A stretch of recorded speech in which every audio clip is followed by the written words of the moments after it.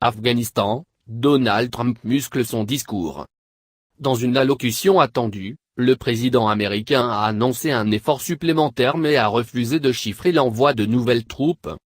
Donald Trump hausse, encore, le ton.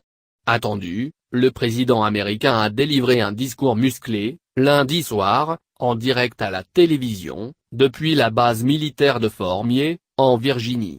Pendant une demi-heure, il a mis en garde les ennemis de l'Amérique, exposant ce qu'il appelle une nouvelle stratégie en Afghanistan. Sans en donner les contours et surtout sans donner de chiffres, l'envoi de troupes supplémentaires en Afghanistan n'était qu'implicite. Une décision qui va à l'encontre de ses prises de position jusqu'ici, mais qu'il explique par les immenses dangers que l'on affronte dans cette région du monde. Selon lui, l'Afghanistan et le Pakistan concentrent aujourd'hui le plus grand nombre d'organisations terroristes au monde. Pour le président américain, cet effort supplémentaire doit permettre d'en finir avec la menace terroriste et d'envisager une sortie durable de la guerre. Nos victimes méritent un plan, mais un plan pour gagner. Nous allons nous battre pour gagner. Nous ne reconstruisons pas des nations, nous tuons des terroristes, a-t-il clamé, ajoutant que les Afghans devront à terme se prendre en main. L'illusion de l'action. Il a toutefois refusé de donner davantage de détails sur la stratégie militaire et la taille de l'effort supplémentaire. Nos ennemis ne doivent plus connaître nos plans à l'avance. Ces dernières heures, la presse américaine a, elle, parlé d'un envoi de 4000 hommes supplémentaires, qui porterait le total des soldats américains en Afghanistan à plus de 12 000. Pour les experts militaires, il ne s'agit toutefois pas d'un changement de stratégie, mais plutôt de méthode et de communication. C'était un discours opaque, très peu de détails ont été donnés sur les ressources allouées, a souligné sur MSNBC Phil Carter, du Center for New American Security. Il a parlé de stratégie, mais il n'y avait pas de stratégie dans son discours. Il a parlé d'engagement, mais il n'a fait aucun engagement. C'est l'illusion de l'action, a même asséné David Rotkopf, professeur de relations internationales à l'Université de Columbia, pour qui ce discours n'avait d'autre but que de cacher les dernières polémiques. Les alliés appelés à contribuer davantage.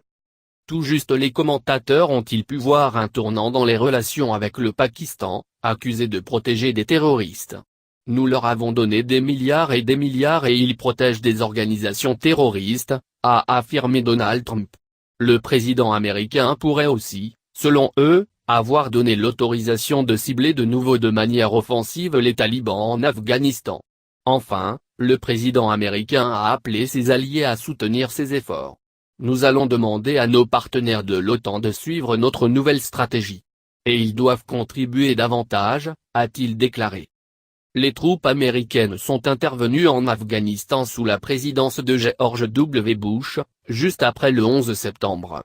Elles se sont, depuis, enlisées dans un conflit larvé, dans un pays toujours miné par les divisions et la corruption. 2400 soldats américains tués. Barack Obama lui-même, qui avait promis de mettre fin au conflit, avait dû renoncer au retrait total des troupes américaines. Au plus haut de l'intervention, 100 000 soldats américains étaient présents sur place.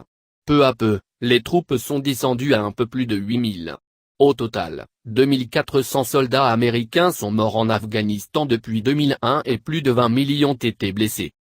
À plusieurs reprises, avant son arrivée au pouvoir, Donald Trump avait demandé le retrait des troupes américaines, jugeant que le pays avait déjà suffisamment perdu d'hommes et dépensé d'argent dans cette guerre.